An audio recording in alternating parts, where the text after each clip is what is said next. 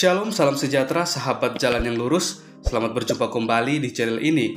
Saya berharap dan selalu berdoa semoga sahabat semua tetap dalam keadaan baik, dalam keadaan sehat, dan pastinya tetap di dalam perlindungan Tuhan. Saya juga mengucapkan banyak terima kasih kepada semua sahabat yang selalu setia untuk meluangkan waktu menonton video-video di channel ini dan juga terus mendukung perkembangan channel ini dengan mengklik tombol subscribe, like, komen, dan juga share kepada teman-teman yang lain supaya teman-teman yang lain juga boleh mendapatkan informasi seputar iman kekristenan. Kiranya Tuhan Yesus memberkati kita semua.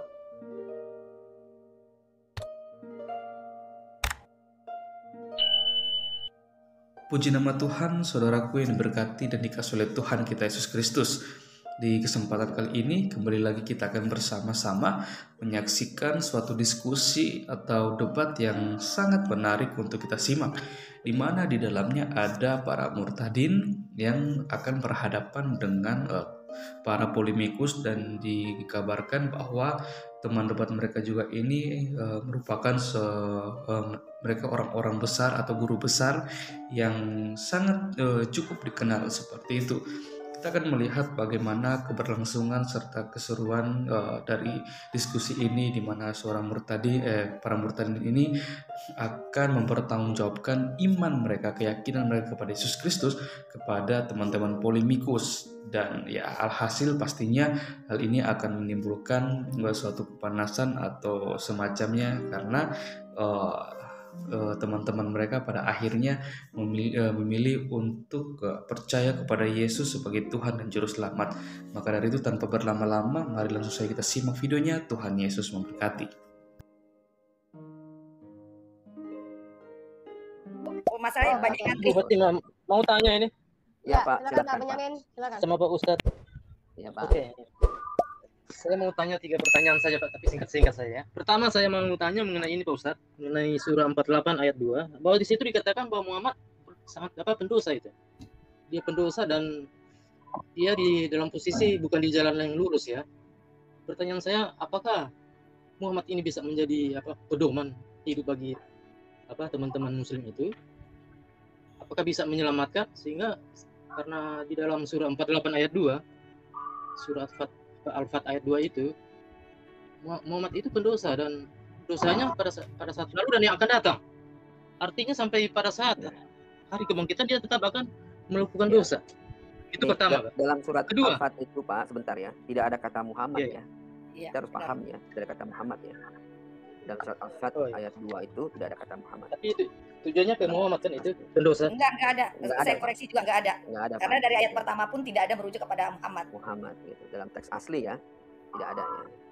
Terus itu agar Allah memberikan ampunan kepadamu atas dosamu yang lalu dan yang akan datang, serta menyempurnakan nikmatnya atas dan menunjuki ini ke jalan yang lurus. Ini artinya penerjemah Indonesia ini mentafsirkan gitu ya. Berarti menyesatkan orang, karena memang selalu setiap kali ditambah-tambahkan begini pasti akan berbeda makna ya kan. Tapi Bu Fatima, tapi boleh saya komen ya. Jadi kalau tafsirnya itu merujuk kepada Muhammad ya, kita harus belajar dulu asbabun nuzul namanya ya. Sebab-sebab turunnya ayat ya. Asbabun nuzul surat Al-Fat ini tentang apa ya? Kalau misalnya kita bisa ketemu asbabun nuzulnya, kita bisa ngejelasin gitu ya. Nah, para penafsir akhirnya mungkin menuliskan mungkin ini cerita ketika masa kemudian perang ya. Kita bisa cek misalnya ya asbabun nuzul surat Al-Fat ya. Bisa dicek. Ayat satunya nih Pak. Ayat satunya mengenai tentang peperangan ini. Mereka mengalami kemenangan. Jadi kita bisa cek gitu ya. Oh, saya kira itu untuk Muhammad itu pendosa dan dosanya akan ada hari juga dosanya akan datang, yang akan datang. Tapi begini Bapak, berdosa sampai yang akan datang. Ya, sebentar Pak Benyamin. Tapi di makanya itu Bu Fatima, di Al-Qur'an yang saya punya itu ya terjemahannya tuh nggak ada kata Muhammad. Tapi kalau merujuk kepada teks aslinya memang nggak ada. Di terjemahan saya nih banyak yang beda dengan terjemahan yang Menteri Agama punya. Oke, tapi gini ya, kita lihat konteksnya ya. Ya, balik lagi penafsiran asbabun nuzul tadi. Al-Fat ya, itu bercerita ya tentang peristiwa Hudaybiyah ya, perjanjian yang dilakukan antara kaum musyrikin Mekah dengan Rasulullah, dengan Muhammad pada waktu itu gitu ya. Jadi mungkin memang konteksnya adalah bicara tentang Muhammad gitu ya. Makanya dikatakan bahwa ini kan agar Allah kalimatnya memberikan kepada Muhammad ya, apa itu? Nggak kebaca saya. agar Allah memberikan ampunan kepadamu. Nah, dia bicara kepadamu berarti ini antara Jibril dengan Muhammad gitu. Memang betul dalam kurungnya Muhammad. Ya, jadi ini asbabun nuzulnya kita pahamin. Oh, ini waktu peristiwa ini gitu ya. Nah, konteksnya itu dan dosa yang akan datang. Jadi sampai akan datang Muhammad akan lakukan dosa. Dia akan jadi antikris. Betul, bukan itu tafsir sendiri, Pak, ya. Kalau itu ditambah-tambahinnya begitu ya. Kalau konteks ayatnya bahwa ada dosa yang akan datang. Muhammadnya udah mati sekarang, ya. Gitu loh ya. Karena upah dosa adalah maut gitu ya. Jadi orang-orang yang mati yang berdosa pasti mati gitu ya. Kalau orang yang nggak berdosa yang dia akan hidup kekal. Oke, pertanyaan berikut Pak. Kita ngerti gitu bahwa konteks ini memang bicara tentang Muhammad gitu ya. Jadi kita mengerti bahwa di dalam dijelaskan di situ ada dosa masa yang lalu dan yang akan datang ya. Nah, waktu bicara ini Muhammadnya masih hidup gitu loh ya. Jadi menggambarkan apa? Menggambarkan keadaan ya, menggambarkan kondisi manusia siapapun itu dalam kondisi apa? State of being, kondisi berdosa, keadaan berdosa gitu ya. Makanya kita harus tahu. Jadi kalau dosa itu apa? Tindakan, state of action, dan state of being, keadaan kita berdosa. Gitu ya. Betul tadi, tapi jangan ditambahin dia jadi antikus dan sebagainya. Nggak ada ayat tentang itu. Gitu ya. Gitu ya, Pak ya. Oke, mungkin Aditya bisa jawab, bantu jawab Aditya. Oke, terima kasih atas waktunya. Sebentar Pak Benyamin tadi baru satu, Bu. Dia ada pertanyaan beberapa lagi satu. Enggak, masih gini, Bu. Sesuai konteks pertanyaan. Jadi sekalian biar dia yang jawab mungkin. Oh, gitu. Oke, sebentar aja saya ya. Oke, terima kasih atas waktunya. Selamat malam dan salam mempesona semuanya. Oke, mungkin saya langsung ke narasumber aja ya, Pak Arif. Sebelum saya lanjut bertanya. Pak Aditya jawab yang tadi aja nih mengenai masalah tentang surat Al-Fat. Sebentar dulu, Mbak. Ya, kan saya sebentar aja. Kasih Anda untuk menjawab ini. Saya juga masih belajar di sini, Mbak. Makanya saya mau tanya kepada Pak Arif, narasumbernya. Anda masih Islam kan? Nah, ini sebentar dulu. Saya belum masuk sudah di depan. Bu, kalau dia mau tanya, berarti gini dulu biar Pak Benyamin dulu selesaikan, Bu. Kalau begitu saya kasih Pak Benyamin. Iya, Pak Benyamin dulu. Pak Aditya tunggu dulu sebentar, Pak ya, biar Pak Benyamin selesaikan 2 pertanyaan lagi. Ya, silakan Pak Benyamin. Oke, pertanyaan kedua ini. Dalam surah Al-Jin ayat 19, di situ dikatakan sholat itu berdiri, bukan rukuk atau sujud. Coba buka surah 72 ayat 19. Ya. Jadi kita mau ikut hadis atau ikut Al-Quran nih Umus ini? Umus ini harus ikut Al-Quran atau ikut hadis? Karena dikatakan sholat itu posisinya berdiri, bukan rukuk atau sujud. Surah Al-Jin 72, surah 72 ayat 19. Ya, Pak, bisa buka? Ya Pak, kalau Al-Quran itu nggak cuma bisa satu ayat, karena tersebar-sebar di ayat-ayat yang lain ya. Jadi ada ayat juga buat orang-orang yang ruku, buat orang-orang yang bersujud, itu ada juga ayat tentang itu. Nah, Al-Quran tidak menuliskan tata cara sholat, ya, tidak dituliskan. Karena sholat ada perintahnya, iya. Karena secara harfiah, sholat artinya adalah doa, ya, berdoa. Bagaimana cara berdoanya? Tidak dituliskan di dalam Al-Quran. Ya, tapi ada narasi yang menuliskan, ada orang-orang yang ruku, ada orang yang sujud, dan seterusnya, ya. Dan dalam rukun sholat juga ada berdirinya. Bapak mungkin nggak pernah sholat, jadi nggak tahu bahwa sholat itu banyak berdirinya, gitu ya. Nah, lalu ar-raki, ya, yang ruku juga. Nah, kemudian yang sajid, ya, yang sujud, ya, al-ibid, beribadah itu ada perintah-perintahnya. Nah, tata cara sholat, ya, itu diatur di dalam hadis, ya. Jadi karena Al-Quran tidak menuliskan tata cara sholat, ya, dalam hukum fikih Islam yang tidak tercantum ditulis dalam Al-Quran, dituliskan dalam hadis, ya. Akhirnya tata cara sholat itu, ya, dituliskan di dalam hadis, gitu ya. Nah, lalu kemudian ada 4 mazhab yang berbeda dalam Sunni, ya, Hambali, Maliki, Hanafi, dan Syafi'i. Orang-orang Syafi'i agak berbeda juga sholatnya dengan orang-orang di Maliki, ya, ataupun Hanafi, gitu ya. Ada yang sholat kemudian dia harus tangannya lurus ke bawah, ada yang menaruh tangannya di dada, ada yang menaruh tangannya di atas perut, ya. Nah, itu berbeda-beda memang, gitu ya, di dalam tafsir dalam hadisnya, gitu ya, karena tidak ada tata cara sholat di dalam Al-Quran diperintahkan, dan itu ada di hadis, gitu. Tapi ada perintah untuk sholat. Nah, begitu Pak, gitu. Jadi kalau Bapak cuma mengutip satu ayat surat Al-Jin berdiri, ada juga ayat tentang orang-orang yang sajid, yang sujud, ada juga ayat tentang ar-raki yang meruku, gitu. Ada juga. Mantap. Jadi maaf, ini namanya Minal ini sebentar kok songong ya. Kamu kan saya mute supaya jangan berisik. Kok kamu buka-bukain belum waktunya ngomong? Pak Arif lagi ngomong. Ya, maaf, sorry. Pak Benyamin, maaf. Ya, oke. Pertanyaan berikut ya, Ibu Fatimah. Pertanyaan berikut surah 20. Fatimah, saya sebentar aja, Fatimah, boleh? Surat terakhir. Saya terakhir, Pak Benyamin, silakan. Pertanyaan terakhir. Ini ayat untuk membatalkan kenabian Muhammad. Surah 29 ayat 27. Situ Allah katakan bahwa jalur kenabian itu hanya dari Abraham, Ishak dan Yakub. Boleh Bapak baca? Ibu Fatimah boleh bentangkan surah 29 ayat 27. Ini pertanyaan terakhir. Ini akan membatalkan kenabian. Surah 29 ayat Al-Quran. Oh, di berapa? Surah 29 ayat 27. Surah Laba-laba. Al-Ankabut, Bu, Al-Ankabut. Iya, Laba-laba ayat 27. 29 ayat 27. Surat Laba-laba ayat 27. Ya. Jadi sini Allah membatalkan kenabian Muhammad. Karena di situ dikatakan jalur kenabian itu hanya dari Abraham, Ishak dan Yakub, bukan jalur Ismail. Ayat berapa tadi, Pak? Ayat berapa? Ayat 27. 27? Itu ayatnya, Pak, tidak mengatakan jalur kenabian hanya, ya, enggak bercerita tentang itu. Sekali lagi kita harus ngerti asbabun nuzul. Coba baca Ibu Fatimah. Saya bukan membela saudara-saudara muslim ya, tapi kalau kita mengutip ayat kita harus mengerti konteksnya. Ya. Ayat ini bercerita bahwa Allah menganugerahkan ya kenabian, jalur kenabian dari Ishak dan Yakub. Dari keturunan. Ya, dari keturunannya gitu ya. Tapi tidak bercerita bahwa itu tidak memberikan itu kepada yang lain gitu ya. Nah, ini ya. Nah, harus kita pahami ya bahwa kenabian itu kalau kita hari ini adalah bagian dari kejawatan ya. Jawatan kenabian ya. Jadi kita harus paham bahwa itu adalah karunia dari Roh Kudus gitu ya. Nah, ini bercerita gitu ya. Konteksnya apa? Asbabun nuzulnya sekali lagi kita harus pahami gitu ya. Dalam teks itu harus dipahami, tidak ada bahwa itu membatalkan teks yang mengatakan membatalkan kenabian Muhammad, tidak ada. Gitu. Tapi bercerita bahwa dari jalur Ishak ya itu ada garis kenabian. Ngerti nggak? Beda ngerti nggak maksudnya ya? Gitu. Abraham, Ishak, Yakub. Iya, dari garis Ishak, Abraham. Oke, saya baca ulang ya. Dan kami anugerahkan kepada Ibrahim, Ishak dan Yakub, dan kami jadikan kenabian dan kitab kepada keturunannya, dan kami berikan kepadanya balasannya di dunia, dan sesungguhnya dia di akhirat termasuk orang yang saleh. Nah, beda kalau dalam ayatnya dituliskan dan kami hanya memberikan kenabian kepada keturunan. Ada kata hanya, tidak ada katanya. Oke, giliran saya lagi, Pak. Sebentar aja saya soalnya. Oke. Boleh, Pak ya?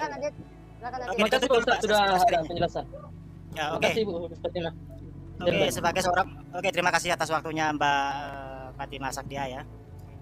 Saya ingin bertanya ke Pak Arif aja ya, karena Pak Arif ini beliau kan selaku narasumber. Tapi sebelum saya lanjut bertanya, saya ingin menanyakan dulu Bapak. Bapak itu keyakinannya apa, Pak? Islam, Kristen atau apa, Pak? Ingin tahu saya. Kalau dari sudut pandang kenegaraan, saya Kristen, Pak. Oh, jangan sudut pandang kenegaraan. Yang tegas gitu loh, Pak. Nggak boleh bulon soalnya. Loh, iya. Kalau di sudut pandang status agama itu negara yang buat, bukan Tuhan saya yang buat. Oke. Kalau Bapak itu posisinya Yesus itu apa, Pak? Ya oke, menurut Bapak itu posisinya Yesus itu Tuhan apa bukan, Pak? Saya kasih tahu ya. Yesus pertama, dia adalah nabi. Dia adalah rasul, dia adalah guru, dia adalah dokter dari segala dokter. Dia adalah tabib. Tapi yang paling utama lagi, siapakah dia? Dia adalah Al-Masih. Tahu kata Al-Masih artinya? Nggak, sebentar. Begini, Pak. Bapak Aditya sebentar ya, biar Bapak Arif lagi mau jelaskan siapa itu Isa Al-Masih. Bapak tahu itu kata Al-Masih artinya apa? Al-Masih begini Pak, langsung ke pokoknya aja. Apakah menurut Anda itu? Pak Aditya sebentar, Bapak Arif jelaskan. Aduh, jelasin ya. Dia lagi jelasin. Itulah dia semua, dia guru, dia rabi, dia nabi, dia adalah rasul, dia adalah tabib dari segala tabib, dokter dari segala dokter. Itulah dia semua, ya. Dan dia adalah Al-Masih. Bapak tahu kata Al-Masih? Al-Masih dari kata Mesiah, yang artinya apa? Yang diurapi. Dia adalah siapa? Dia adalah anak Allah yang diurapi. Kenapa disebut anak? Karena dia keluar dari Bapa, kalam Allah yang nuzul jadi manusia. Kalau dia kalam, dia apa? Dia adalah ghair al-makhluk, yang bukan makhluk, ya. Kalau dia kalam, ada di mana? Fil bad'i kana al-kalimah wal kalimatu kana inallah, ya. Hadza kana kalimatul, dia adalah pada mulanya adalah firman. Firman itu bersama-sama dengan Allah. Ya, firman itu. Oke, saya sudah dapat poinnya, Pak. Jadi kalau sama saya tuh enggak usah muter-muter, Pak. Artinya begini, Pak. Simpel. Katanya waktu sebentar, saya ingin tahu dasar imannya dulu apa, biar saya tuh lanjut ngomong. Bapak saya jelasin kan. Ya, Bapak. Ya. Kalau Bapak bisa menjelaskan, jelaskan. Itu Bapak kan nanya ke saya. Bagian saya menjelaskan, didengar saja jelasan saya. Oke, maksud saya begini, Pak. Tolong didengar sedikit aja. Simpel kok, pertanyaan saya enggak berat. Apakah menurut Bapak itu Yesus itu sesembahan atau gimana, Pak? Jelas tadi saya bilang sudah jawab. Bapak aja yang mungkin awam tidak paham. Kalau dia adalah kalam. Enggak usah pakai awam, tak. Yesus itu sesembahan atau bukan, Pak? Itu aja sih. Gitu loh. Pak Adit, dari tadi Anda sudah dijelaskan oleh Pak Arif. Sudah dijawab. Dia sebagai nabi, dia sebagai habib, dia sebagai guru. Oke, berarti menurut Pak Arif ini Yesus itu dengan Allah itu sama, Pak ya? Bukan masalah sama, memang dia satu. Sama berarti, Pak ya? Berarti Bapak itu tertolak ya kalau menyekutukan Allah. Karena apa? Kalaupun Bapak ada begini, jangan ketawa dulu, Bro, ya. Anda itu mendistorsi kitab saya, ya. Sementara Anda tidak meyakini kitab saya. Kalau mau beriman dengan Al-Qur'an. Pak Adit ya, sebentar. Biar Bapak ngomong dulu. Sudah ya, kalau ente nggak percaya ya nggak ada masalah ya. Tapi nggak usah ngomong-ngomong mendistorsi segala macam. Itu pilihan iman gitu loh. Jangan-jangan pemahaman ente yang awam yang terdistorsi, tidak bisa memahami hakikat ya. Isa al-Masih siapa?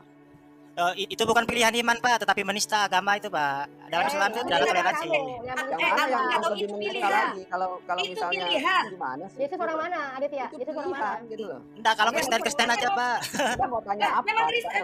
Aduh, ini nih umat menyanjung agama ini parah, Bapak. Ya begitu, menyanjung agama. Ya, kalau Kristen jangan mencari pembenaran ketuhanan Yesus dalam Al-Qur'an, Pak, karena akan tertolak. Sekarang begini, ente ngaku pendeta, pakai nama pendeta, itu penistaan bukan? Padahal ente bukan dari Kristen. Ayo. PDT itu bukan pendeta, Pak, pendekar dari timur itu artinya. Pendekar dari timur artinya. Enggak ada ya, intinya kan pendekar. Aja ya. Jangan pendeta, PDT itu pendeta. Ya. Saya yang saya yakini, saya tidak paksa ya. Yang menista itu orang lain ya. Yang menista itu yang bawa golok mau bunuh orang, itulah yang menista ya. Karena Allah ya sejak kapan Islam itu mengajar membunuh, Pak? Ayat yang mana, Pak? Ya. Nah, kalau dikasih ayat kamu bingung. Iya. Jangan membangun narasi begitu, Pak. Ya, dalam Islam itu jelas. Barang siapa yang membunuh satu jiwa, maka dia itu seolah-olah telah membunuh seluruh umat jiwa manusia di muka bumi. Barang siapa yang memelihara satu jiwa, maka dia seolah-olah telah memelihara seluruh jiwa di muka bumi ini. Jadi clear dalam Islam itu.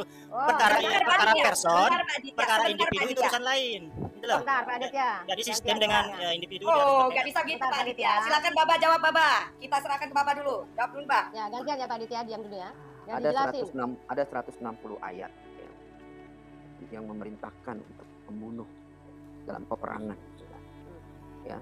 Nah, jadi kita harus mengerti bahwa agama itu ya bicara tentang konflik, peperangan dan seterusnya gitu ya. Kitab yang kita anggap suci itu mencatat peristiwa-peristiwa itu. Dan ada peristiwanya, qutilu, bunuhlah mereka ya. Itu ada terlalu banyak ayatnya. Terlalu banyak. Ya, tapi ya saya harus kalau dikasih nggak mau dia. Tapi saya harus bilang ya bahwa setiap orang akhirnya punya pandangan dan bebas memilih pandangannya. Kenapa saudara-saudara kita yang NU tidak punya pandangan yang sama? Oke, Pak, saya paham ayat itu, Pak. Begini, Pak, ayat itu dalam konteks ya, apabila kita diperangi dari negeri kita, Pak Aditya dijelaskan dulu, dengerin dulu. Ini kan saya udah bilang tadi ya, saudara nggak perlu jelasin ke saya. Saya jelasin ke saudara tadi bahwa itu ayat perang, ketika dalam perang. Problemnya adalah tafsir perangnya ya. Darul harb ya. Darul harb itu ya, ada dua kategori ya. Darul harb itu daerah perang dan Darussalam daerah damai gitu loh. Problemnya adalah kembali lagi ke tafsir masing-masing.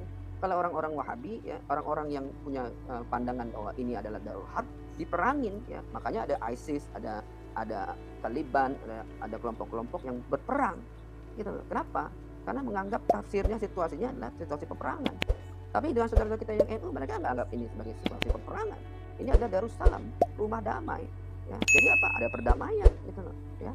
Nah, tapi ya, ada atau tidak? Begini Pak, itu ada nilainya Pak. Begini, maksud saya tuh begini. Ada atau tidak? Kalau Anda mempercayai Al-Quran itu, jangan dipilih-pilih sesuai selera Pak. Harus dimani seutuhnya gitu loh. Itu konsisten namanya. Itu berarti kamu, ya. Berarti kamu.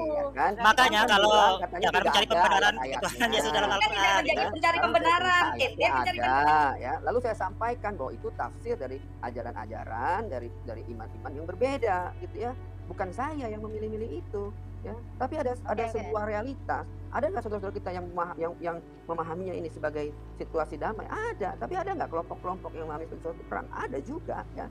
Tapi ada nggak? Tapi Bapak ini nggak bisa membedakan mana agama mana politik. Berarti Bapak ini. Ente yang nggak bisa membedakan kayaknya begini. Ya, ente nggak bisa bedain mana agama mana politik. Ya udah, hari tegas. Sorry, tadi katanya cuma sebentar ya. Iya, lanjut aja yang lain dulu. Oke. Gig aja, bagus.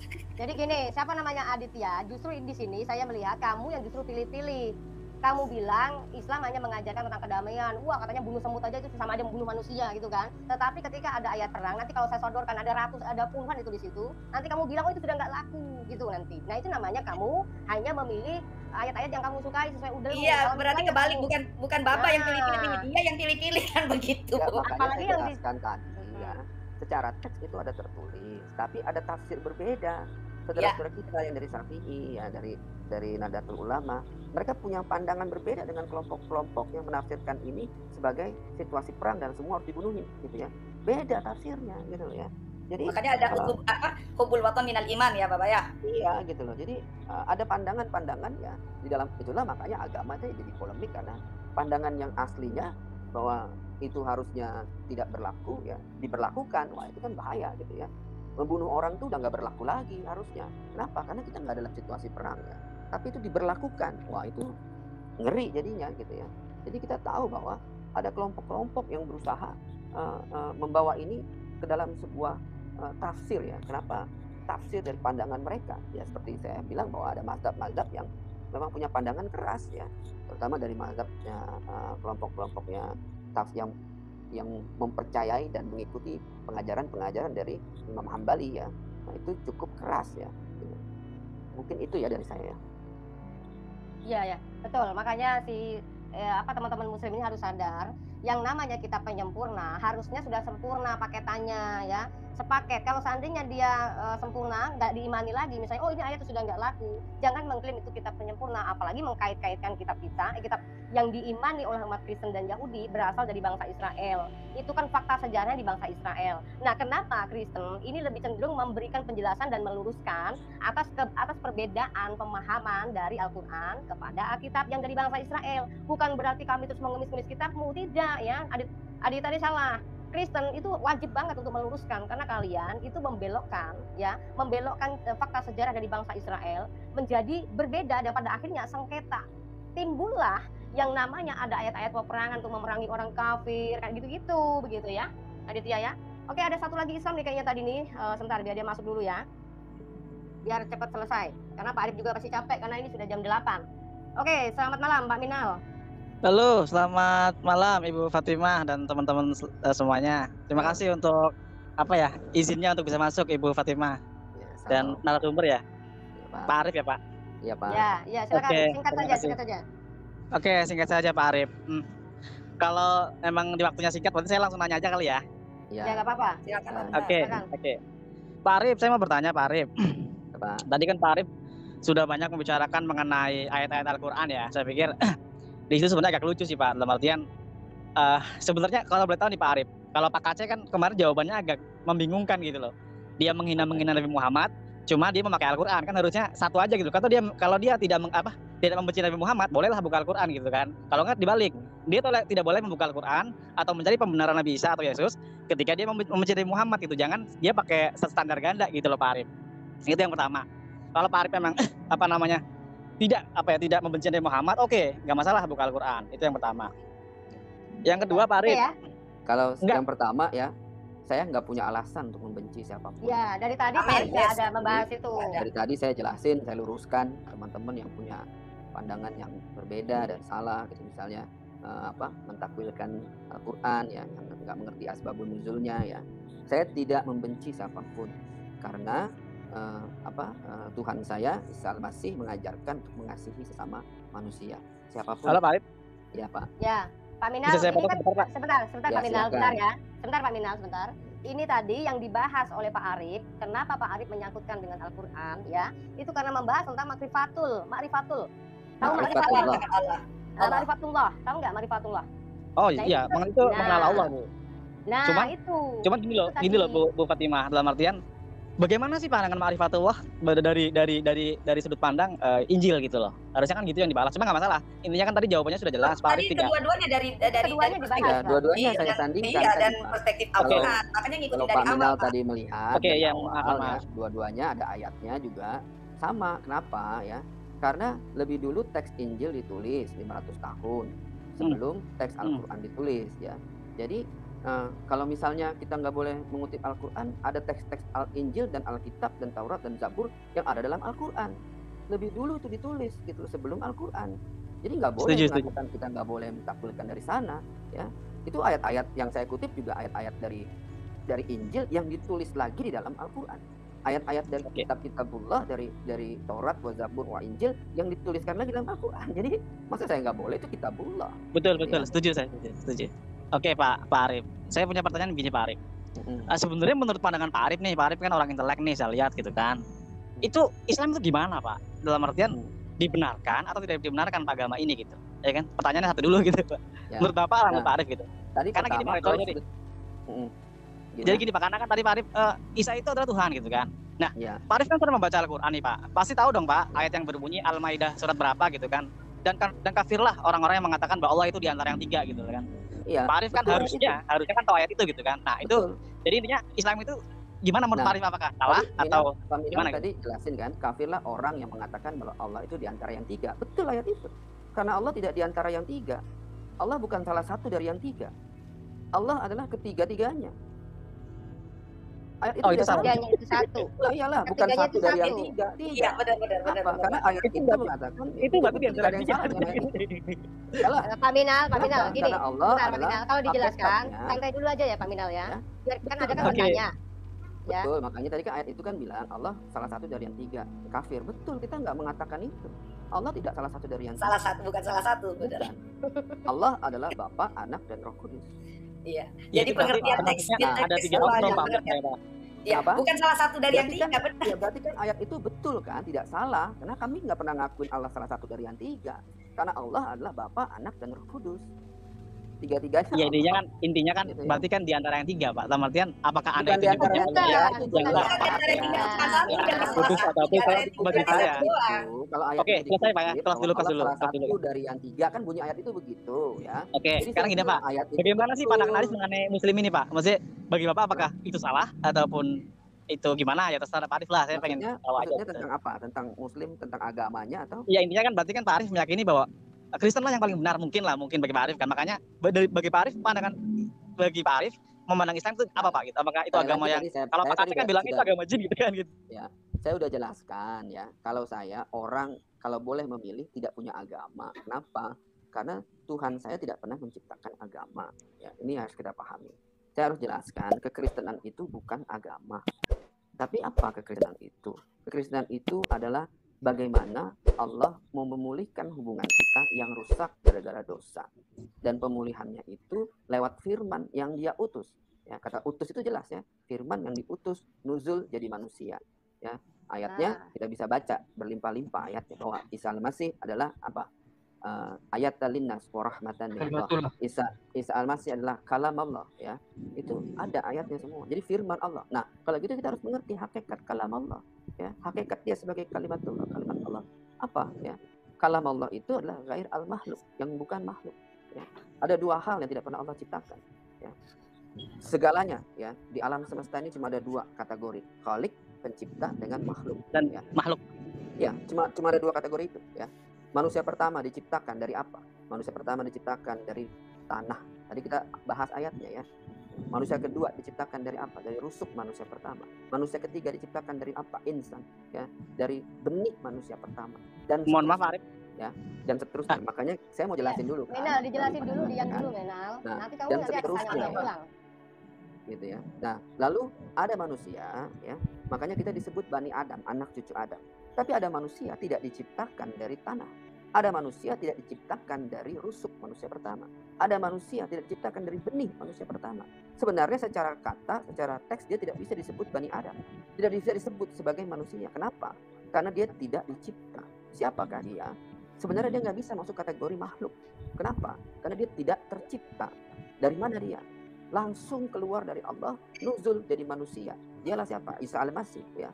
Kalam Adam pun demikian Pak. Yang nuzul. Adam tidak, Adam dicipta dari tanah. Tadi kan saya jelaskan ya, waktu Allah menciptakan dari tanah liat kering yang diberi bentuk ya, faida sawaituhu wa nafakhtu fihi min ruhi. Ada ayat surat Al-Hijr jelas ya. Adam tidak diciptakan dari firman, tidak ya. Tapi ya, Isa Al-Masih ya tidak tercipta. Kenapa? Dia firman Allah yang nuzul. Baca di surat Ali Imran ya. Itu jelas ya, gitu, bahwa disebutkan bahwa dia adalah kalam Allah ya. yang bernama adalah Al-Masih. Jadi kalau dia kalam Allah, ya kita harus tahu hakikat kalam.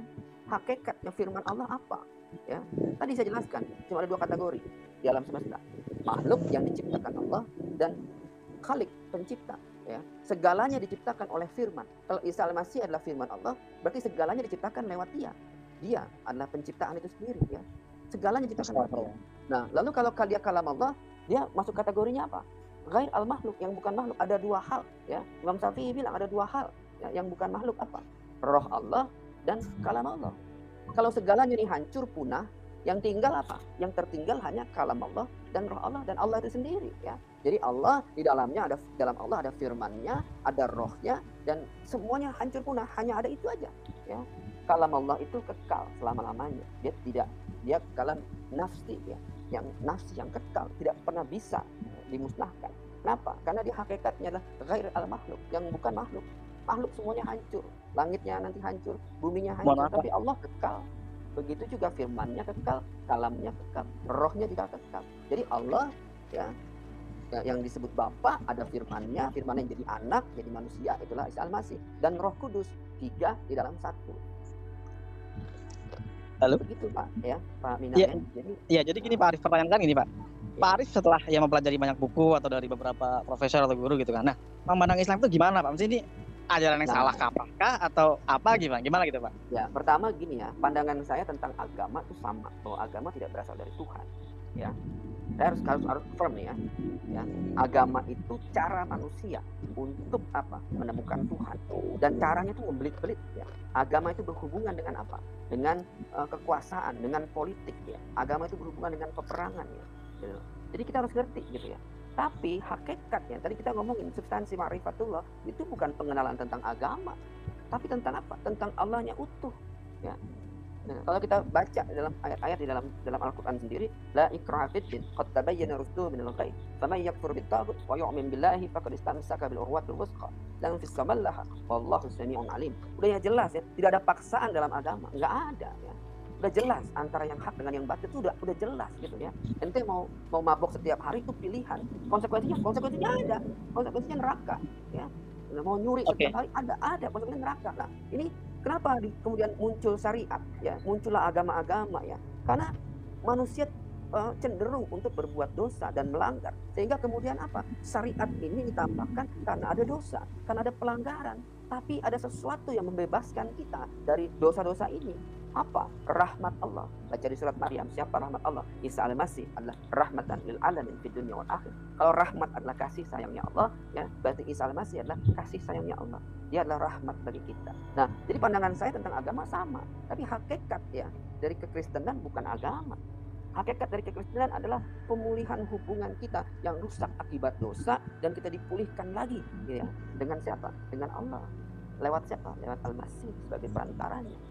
Gitu ya. Jadi gimana? Iya, Pak Arif. Gimana? Ya. Halo? Jadi pandangan jadi gini Pak. Ya, oke. Terima kasih Pak. Ya, terima kasih pandangannya ya. Namanya orang punya pendapat kan harus dihargai Pak. Saya sih oke lah sampai intinya sih saya paham Pak. Tapi ini mohon maaf Pak Arif ya, saya sebelumnya mohon maaf. Ini kok jadi kayaknya nih Pak, saya mohon maaf, kayaknya kok jadi kayak saya melihatnya Pak Arif tuh kayak agama Baha'i Pak. Jadi dia semua agama itu dianggap dia sama gitu loh. Ini jangan. Bukan. Dalam konteks sama ini Pak. Paham. Sorry. Bapak berarti belum paham. Iya. Konteks pandangan saya jelas. Oke, saya boleh bertanya ke Pak Arif. Karena Bapak menganggap saya salah Pak. Ya, justru saya tidak menganggap agama itu ada. Ini ya, ini penting ya pandangan saya. Semua agama. Berarti Anda tidak menganggap Kristen itu agama gitu Pak? Dengerin ya. Kalau saya bilang agama itu semua sama ya, bukan berarti agama itu benar. Ya, saya kasih tahu aja ya. Saya harus paham ya.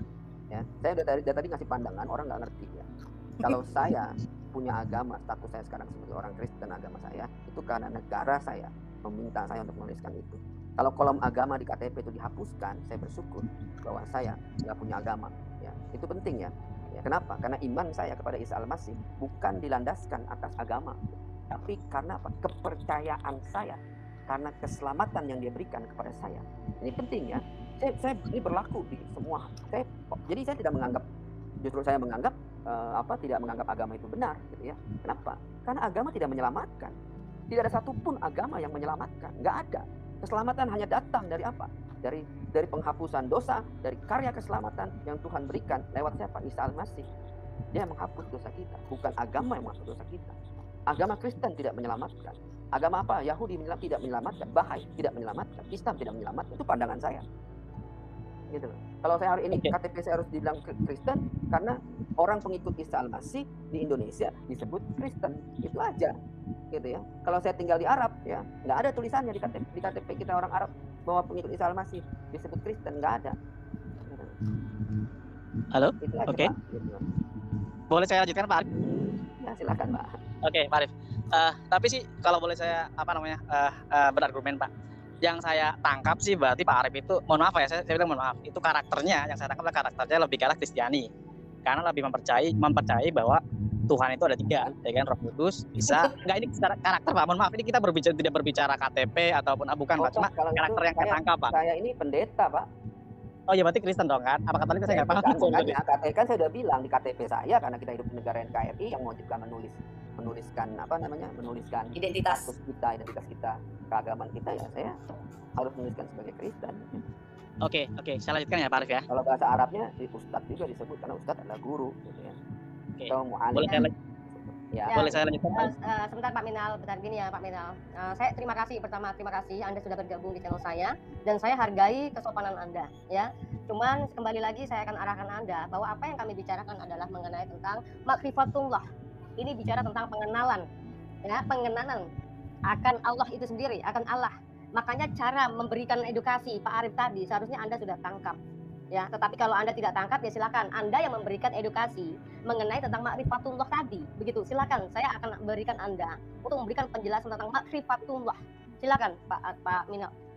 Iya, terima kasih Bu Fatimah. Iya, intinya kan saya untuk mendudukan suatu masalah ya, bukan masalah sebenarnya. Cuma kan harusnya ya saya harus punya acuan gitu kan, acuan dulu. Berarti kan ini mohon maaf, intinya kan Pak Arif dengan pembicaraan apapun tidak beragama ataupun saya tidak kurang paham ya, cuma bagi saya ini mohon maaf Pak Arif. Saya melihat Pak Arif ini adalah karakternya adalah mirip dengan ya pokoknya Kristiani lah gitu loh Pak. Menurut saya gitu loh Pak, menurut saya. Ya. Pertanyaan gini Pak. Sebagai pengikut gini Pak.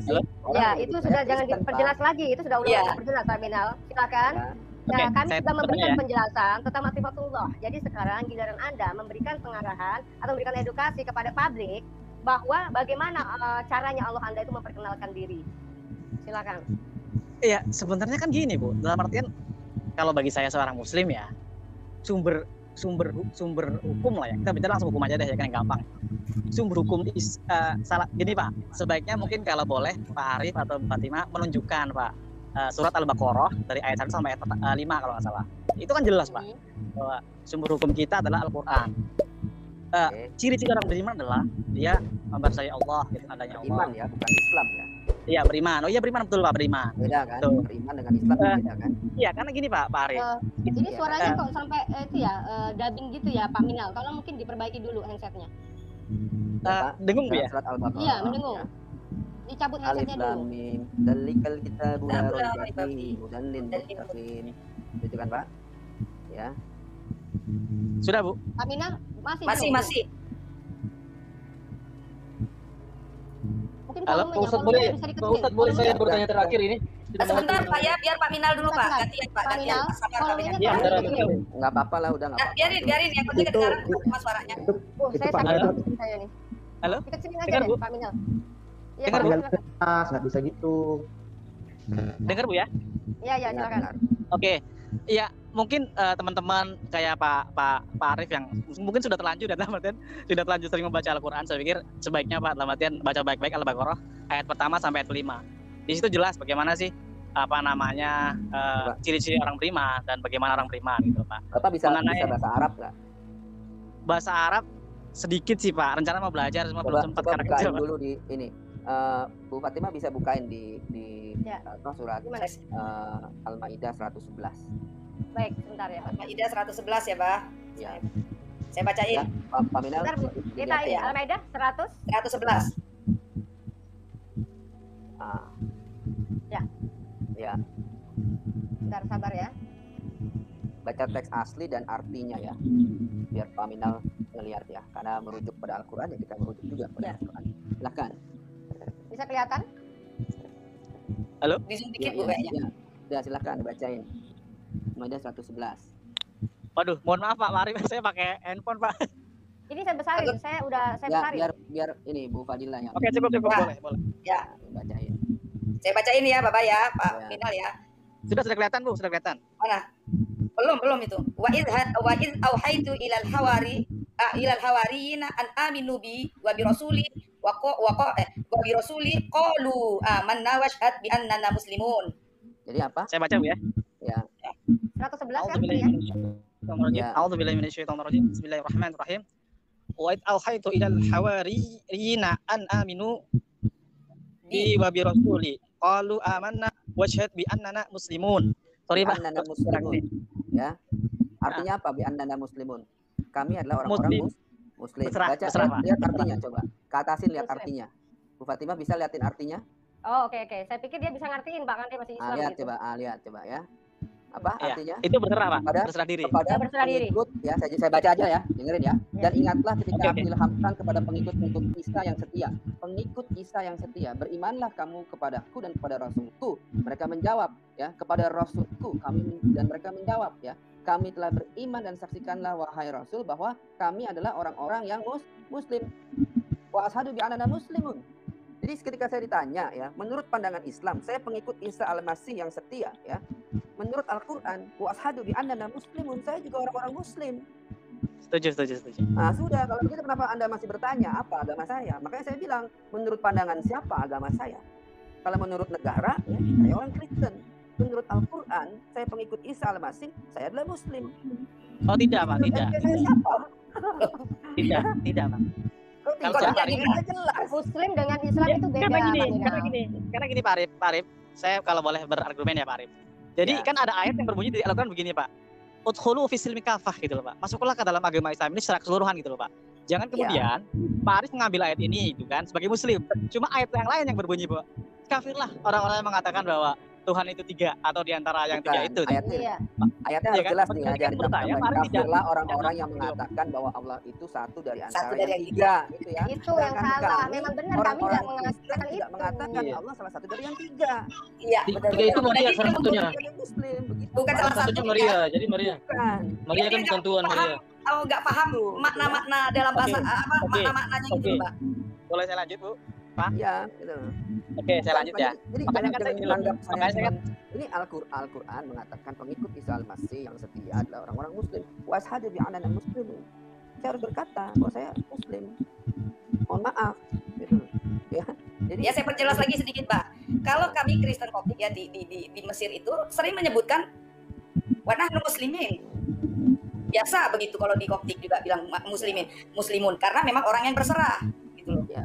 Enggak ada masalah sama orang Arab ketika mereka bilang kami muslim. Makanya tadi Pak siapa tadi Pak Minal. Pak Minal ya. Kata Islam itu berasal dari kata aslama, artinya Islam. Ya, yang berserah.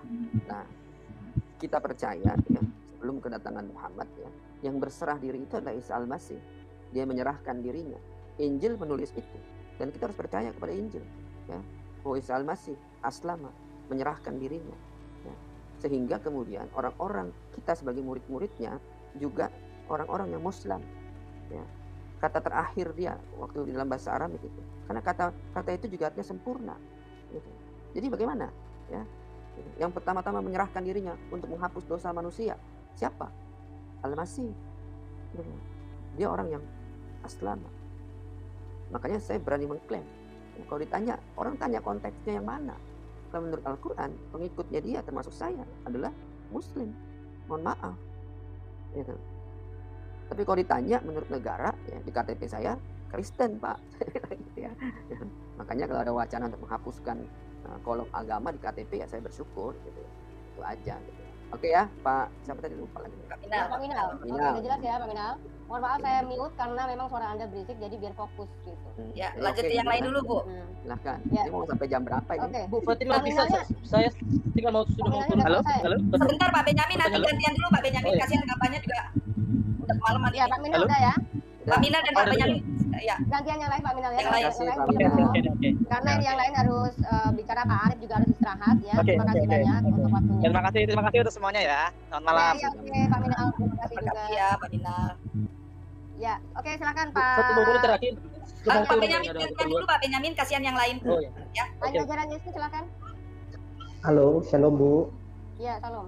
Shalom Pak. Saya boleh langsung tanya ke Pak Arifnya? Ya, silakan. Agak dipersingkat ya. Jadi cukup satu pertanyaan saja karena memang waktunya sudah sangat larut. Silakan. Oke, terima kasih Bu. Untuk Pak Arif. Ya, Pak. Allah yang disembah orang Muslim Islam lah dengan Allah yang disembah orang Yahudi. Apakah sama, Pak? Ya. Allah itu bagi kita cuma satu, Pak. Ya. Makanya seperti waktu Isa Al-Masih atau Yesus bicara dengan perempuan Samaria, dia jelas berkata, kamu menyembah apa yang tidak kamu kenal. Ya. Sementara kami menyembah apa yang kami kenal. Nah, jadi kita harus firm ya. Jadi ada orang-orang, ya, ada kelompok-kelompok yang menyembah Allah yang tidak mereka kenal. Nah, ini kita harus firm. Sebutannya kata Allah sama, ya. Tapi apakah mereka menyembah apa yang kita kenal? Berbeda jelas ya, nggak sama gitu ya. Ya, oke. Harus firm ya, Pak ya. Nggak sama ya itu jawabannya. Oke. Berarti nggak sama ya, Pak ya? Nggak sama. Oh. Mereka kan nggak Tapi kenal kata dengan Allahnya sejarahnya. sama ya, kata penyebutannya karena Allah kan kata umum untuk Tuhan, ya kan? Itu sesembahan lah ya. Allah ini sesembahan. Itu gambaran ketika Al-Masih ya bicara dengan perempuan Samaria. Ya. Perempuan Samaria itu mempersonifikasi ya, personifikasi dari apa? Personifikasi dari orang-orang yang tidak mengenal Tuhan yang sebenarnya. Karena orang Samaria pada waktu itu menyembah Baal, ya.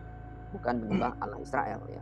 Makanya kemudian Isa Al-Masih berkata kepada dia, kamu menyembah apa yang tidak kamu kenal. Kami menyembah apa yang kami kenal. Wah, itu kan itu gambaran bahwa mereka tidak menyembah Allah yang sebenarnya. Begitu, Pak. Ya, Pak ya. Jadi, makasih Pak. Yang kedua boleh, Bu? Silakan. Masih boleh Pak Arif? Tanya yang kedua? Ya, silakan. Oke, ya cukup ya dua ya, yang lain belum. Oke. Silakan. Terima kasih Bu ya. Yang kedua Pak, mau tanya, kan orang Muslim beranggapan Al-Quran itu kan perkataan Allah yang disampaikan ke Jibril dan disampaikan Jibril lagi ke Muhammad, dan perkataan Muhammad itu ditulis oleh para sahabat-sahabatnya ya, dan dijadikanlah Al-Quran. Kira-kira seperti itulah Pak konsepnya. Iya, betul. Jadi apakah benar Pak itu firman Tuhan yang sejati yang dilakukan itu Pak? Bagaimana, Pak? Apakah benar firman Tuhan yang sejati yang dilakukan Al-Quran itu? Firman apa? Firman Tuhan yang sejati yang dalam Al-Quran itu. Oh, kalau kita sejarah ya, kita harus lihat tarik sejarah ya, bahwa perjanjian lama yang kita sebut hari ini sebagai perjanjian lama ya, itu dari Pentateuch, 5 kitab Musa, kitab Nabi-Nabi sampai ke Meliaki sudah ditulis ya, itu yang disebut Taurat. Taurat Zabur ya. Itu sudah ditulis lebih dulu ribuan tahun ya. Nah, lalu kemudian Injil sendiri ya, perkataan Yesus yang kemudian ditulis oleh murid-muridnya ya, itu sudah ditulis di abad pertama ya. Nah, akhirnya ya, kita harus tahu ya, waktu Yesus hidup ya, tidak ada kitab Injil karena Yesus adalah Injil itu sendiri. Lalu dari mana Yesus mengajar? Ya, Yesus mengajar dari semua yang tertulis dari perjanjian lama. Ya. Dia mengajar kitab Musa, Pentateuch. Dia mengajar dari Mazmur, dari Zabur, ya, sampai kitab Nabi Yesaya, sampai ke Meliaki. Dia mengajar di sana. Ya. Nah, jadi kita tahu ya apa yang diajarkannya dia. Itulah kemudian firman yang hidup yang kemudian dituliskan oleh murid-muridnya, jadilah Injil. Jadi tidak ada Injil itu diberikan kepada Isa Al-Masih, tidak ada ya. Tapi dia adalah Injil yang hidup. Nah, 500 tahun kemudian ya, ada teks ya, ada teksnya tentang apa? Tentang Al-Qur'an dituliskan ya. Yang di dalamnya juga mengandung konten-konten yang sudah ditulis sebelumnya ya. Misalnya apa? Misalnya dituliskan bahwa Isa Al-Masih adalah kalam Allah, firman Allah. Yubasyirruki bi kalimatin min khasmuhu masihu isabnu maryam wajihan fid dunya wal akhir wa minal mukharrabin ya. Ditulis Alkitabiah tidak? Alkitabiah ya. Ada teks, ada fragmen-fragmen yang kemudian dituliskan di situ. Lalu apalagi bahwa Isa Al-Masih adalah rahmatan lil alamin fid dunya wal akhir. Ditulis juga, ada juga di situ ya. Lalu apalagi ya? Ya tadi yang saya sampaikan ya, gambaran tentang makrifat kepada Allah, tentang penciptaan manusia dituliskan juga di situ. Lalu apalagi misalnya dituliskan juga bahwa Isa Al-Masih menyembuhkan orang sakit ya, membuat orang buta melihat, Alkitabiah, bahwa dia punya juga mujizat ya, yang bisa menyembuhkan orang lepra ya. Itu Alkitabiah. Lalu kalau kita berkata ini bukan firman Tuhan, bagaimana? Ya, jadi kita harus paham sejarah teksnya, ya, bahwa secara teks ya ini ada manuskrip yang kemudian ditulis ulang, ya. Ya tidak heran kalau kemudian ada perbedaan-perbedaan. Karena apa? Ada dekadensi, ada jeda waktu selama 500 tahun ya. Baru kemudian akhirnya ada perbedaan-perbedaan ya. Lalu cerita ketika Musa keluar dari Mesir, ada juga ya. Lalu cerita ketika Musa berhadapan dengan Allah dan melihat semak api yang terbakar di Sinai, ada juga ya. Lalu kita bilang ini bukan teks-teks dari manuskrip. Kita harus balik ke kritik teks sejarah ya. Bahwa teks tertua di dalam Islam baru di abad ke-5. Sementara teks tertua di dalam bahasa Ibrani sudah 3000 tahun sebelumnya. Gitu ya. Jadi bagaimana? Ya ini pasti ada teks yang kita yakini sebagai firman Allah ya di dalam perjanjian lama ataupun dalam perjanjian baru yang akhirnya ditulis di dalam Al-Qur'an. Kita nggak bisa mengatakan bahwa teks-teks yang banyak yang merupakan kutipan yang kalau boleh bilang ya dari teks-teks dalam perjanjian lama dan perjanjian baru ini bukan firman Tuhan. Ada gitu ya. Jadi bagaimana? Ya kan gitu ya.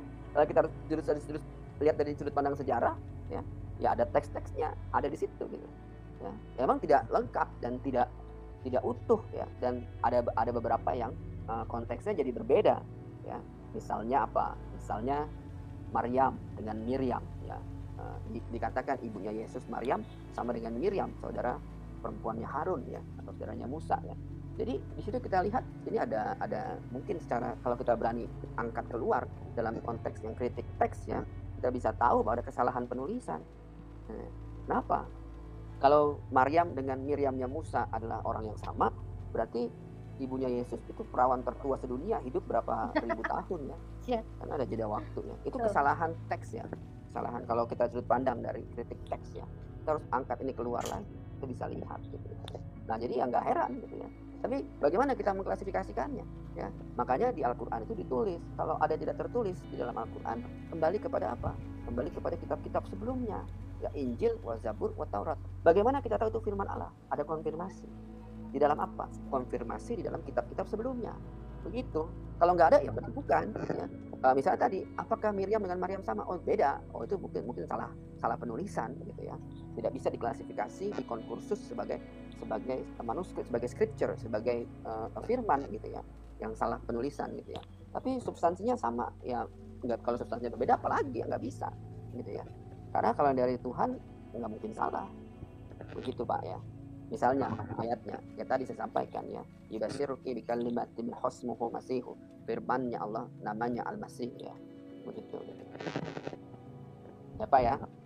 Paham. Ya, okay.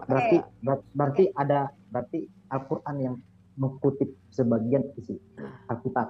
Kira-kira seperti itu Pak ya? Iya ya. Oke. Kita lanjutkan lagi ya.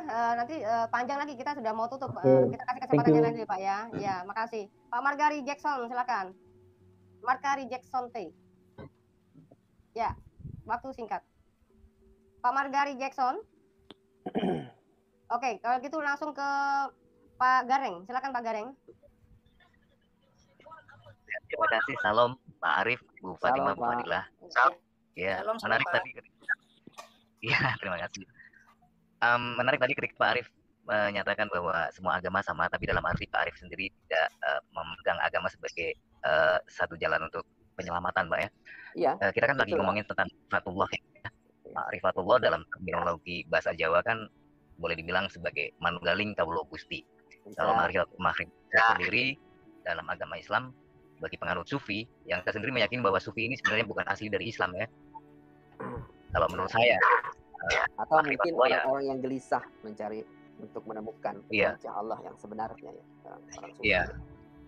Ma'rifatullah ya seperti tadi di judul video ini juga pengenalan terhadap Allah gitu ya. Saya pernah punya latar belakang di Kejawen, Mbak. Sebelum saya menerima Yesus Kristus sebagai juru selamat saya juga kan sebelumnya Islam, terus kemudian sempat galau, terus kemudian masuk ke Kejawen, kemudian akhirnya terima Yesus Kristus sebagai jalan juru selamat saya. Pada saat itu gini Pak, di Kejawen yang saya tahu manunggaling kawula Gusti itu pada prakteknya itu kan begini Pak. Ketika melakukan meditasi atau katakanlah tapa brata ya, itu kan ada satu kondisi yang namanya disebut samadhi. Samadhi ini bukan bukan perilaku ya, tapi ini kondisi atau keadaan. Jadi kadang orang sering salah kaprah samadhi ini seolah-olah praktek gitu loh. Istilah prakteknya itu bukan samadhi, tapi samadhi ini keadaan di mana kita mengalami trans, Pak. Trans dalam arti kita seperti hilang gitu loh, Pak. Melebur dengan Yang Maha Kuasa gitu loh, Pak. Nah, itu di praktek kejawen itu kan juga sama halnya dengan mungkin seperti yang Pak Arif tadi terangkan, pengenalan kita atau peleburan diri kita dengan Yang Maha Kuasa itu ya seperti itu. Yang saya rasakan juga seperti itu, bahwa kita benar-benar melebur dengan Yang Maha Kuasa, dengan alam. Dan di situ kita menjadi satu, Pak. Jadi tidak ada lagi dualisme. Jadi kalau dalam kepercayaan agama Hindu Buddha itu kan ada, terutama Hindu ya, itu kan ada kitabnya yang disebut Advaita Vedanta. Advaita artinya non dualisme. Itu bahasa Sanskertanya kan seperti Advaita Vedanta, yang artinya tidak ada lagi saya dan Tuhan. Artinya yang ada adalah aku. Seperti halnya prakteknya Sesi Jenar itu kan juga mengapa disebut Sesi Jenar itu mengaku-ngaku diri sebagai Tuhan, karena dia merasa sudah menyatu dengan Allahnya gitu loh, Pak. Nah, pertanyaan saya, bagaimana sudut pandang Pak Arif, point of view dari Pak Arif memandang praktek yang seperti ini, atau katakanlah agama-agama yang menurut saya dengan masing-masing agama yang ada di muka bumi ini. Tapi yang saya rasakan selama ini adalah kenapa kita sulit sekali menjalin satu hubungan relasi katakanlah, atau menyatukan persepsi dengan umat yang disebut rahmatan lil alamin ini, Pak. Itu tadi, Pak. Dua pertanyaan saya itu aja, Pak. Terima kasih. Baik, terima kasih, Pak. Yang pertama tentang manunggaling kaula Gusti. Memang itu padanan yang sering dipakai oleh saudara-saudara dari kejawen. Tapi problemnya adalah kaula ndak iso dadi Gusti. Ya. Jadi sebenarnya kurang pas kalau dibilangi manunggal kaula Gusti. Ya. Gambaran itu sebenarnya sosoknya adalah Gusti iso dadi kaula. Kaula ndak iso dadi Gusti. Tapi Gusti iso dadi kaula. Itu kan. Nah, problemnya kalau kita manunggaling kaula Gusti, kalau kita menyatu dengan Allah, ya Allah wa'ana, Allah ada di dalam saya, Allah ada di dalamku, ya kita sampai ke titik tertinggi yaitu ma'rifat, pengenalan yang utuh, dan Allah tinggal di dalam kita. Syaratnya apa? Sedangkan kita ini penuh dengan dosa, ya. Di dalam pandangan saudara-saudara dari kejawen, apakah ada syaratnya adalah penghapusan dosa? Kalau kita masih berdosa dalam bentuk dohir kita nggak akan bisa manunggal dengan Allah, karena Allah itu kudus, ya, dan dia hanya bisa tinggal di tempat yang kudus, ya, dan dia mau tinggal di dalam kita. Dalam kekristenan jelas, ya, bahwa Allah mau tinggal di tempat, ya, yang dia bangun, yang dia ciptakan dengan tangannya sendiri. Dia bertanya kepada manusia, rumah seperti apa yang mau kamu bangun untukku? Langit adalah senderan kepalaku dan bumi adalah tumpuan kakiku. Mau bangun seperti apa, kata Allah, kalau langit senderan kepalaku? Kita berpikir bahwa rumahnya Allah itu adalah di gedung-gedung tempat ibadah. Tidak, ya. Allah bilang apa? Aku mau tinggal di tempat yang aku bangun dengan tanganku sendiri, ya. Siapa yang dibangun dengan tangannya Allah? Kita dibentuk dan dibangun oleh tangannya Allah sendiri, ya.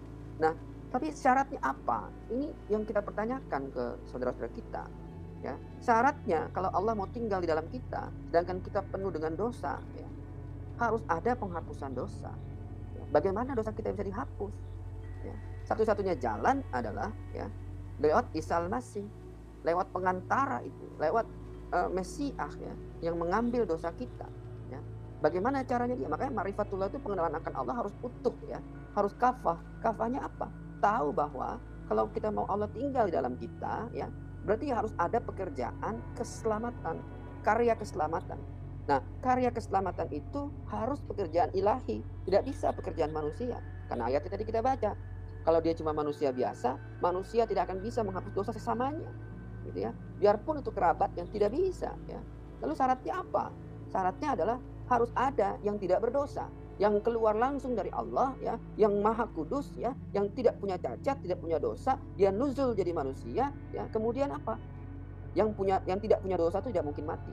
Tapi kenapa Al-Masih mati? Nah, ini, ya, kita baca di kitab Yohanes ayat 10, ya, jelas, ya, tidak ada seorang pun mengambilnya dariku, ya, dia tidak ada seorang pun mengambil nyawanya, ya, tapi aku berkuasa menyerahkannya dan mengambilnya kembali. Inilah pekerjaan yang aku terima, tugas yang aku terima dari Bapakku, katanya.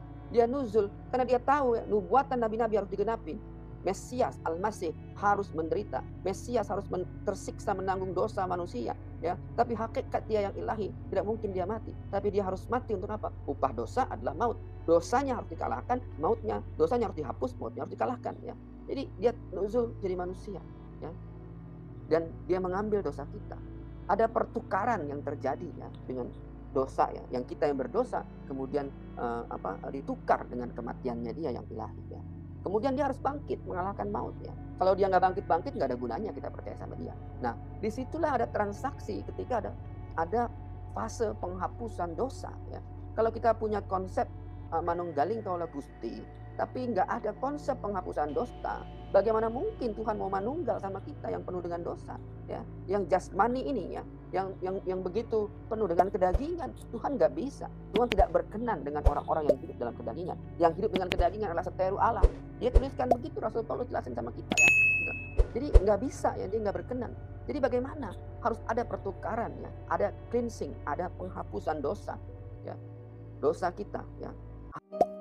Oke, saudaraku yang diberkati dari kasih Tuhan kita Yesus Kristus, itu dia keseruan dari suatu diskusi yang sangat menarik dari para murtadin yang berhadapan dengan teman-teman polemikus dan juga guru besar, dan kita bisa melihat bagaimana dengan mereka secara luar biasa dipakai Tuhan, dan mereka juga bisa mempertanggungjawabkan iman kepercayaan mereka kepada Yesus Kristus, kepada teman-teman polemikus dan guru besar yang ada di dalam diskusi atau debat tersebut.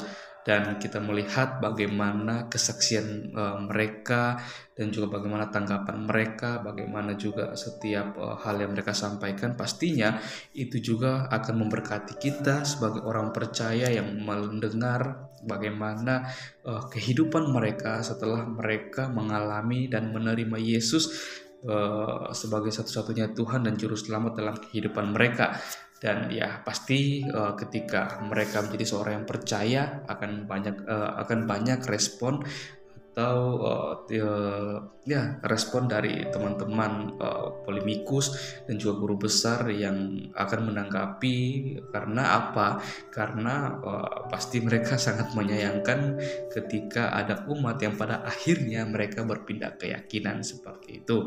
Dan ya kita bisa melihat bagaimana secara sangat luar biasa, ya, para murtadin ini mereka menjelaskan dengan sebegitu jelas-jelasnya dengan bahasa yang sederhana yang dan pastinya boleh dimengerti berkaitan dengan iman Kristen, dan juga bagaimana mereka menyaksikan cinta kasih Tuhan yang mereka mereka terima ketika mereka dulunya tidak mengenal bahkan percaya, dan pada akhirnya mereka menerima percaya kepada Yesus sebagai satu-satunya Tuhan dan Juru Selamat dalam kehidupan mereka.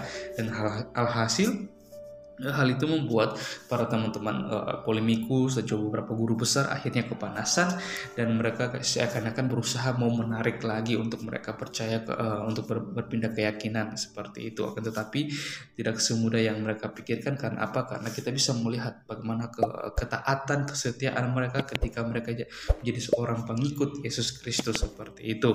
Ya, itu dia teman-teman. Ya, kita yakin percaya juga ketika mereka menjadi seorang yang percaya kepada Yesus, semuanya itu bukan karena pekerjaan manusia, tapi karena Allah yang menarik mereka untuk datang kepada Yesus Kristus, sehingga mereka boleh menjadi seorang yang percaya kepada Yesus Kristus dan memperoleh hidup yang kekal.